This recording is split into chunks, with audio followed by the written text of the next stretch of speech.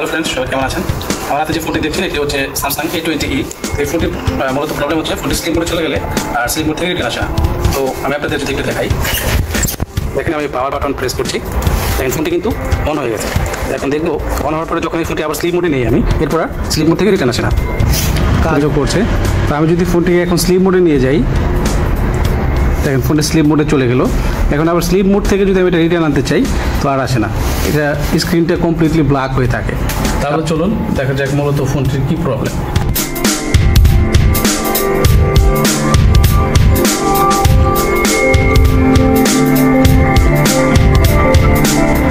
তো দেখতে পেলেন ফ্রেন্ডস, ফোনটি কিন্তু ঠিক হয়ে গেছে।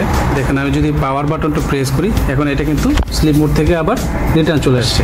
তো এটার মূলত প্রবলেম হচ্ছে এই সেকেন্ড পিসিবি বোর্ড থেকে। মূলত প্রবলেম এই বোর্ড থেকেই আসে। যদি কখনো আপনাদের এই প্রবলেমে পড়েন বা এই প্রবলেমটা ফেস করেন, এটা চেঞ্জ করলেই হয়ে যাবে। তখন আমার সঙ্গে থাকার জন্য আপনাদের অসংখ্য ধন্যবাদ। এরকম আরও ভিডিও পেতে অবশ্যই আমার পেজটিকে ফলো করবেন এবং সুন্দর একটি মন্তব্য রেখে যাবেন।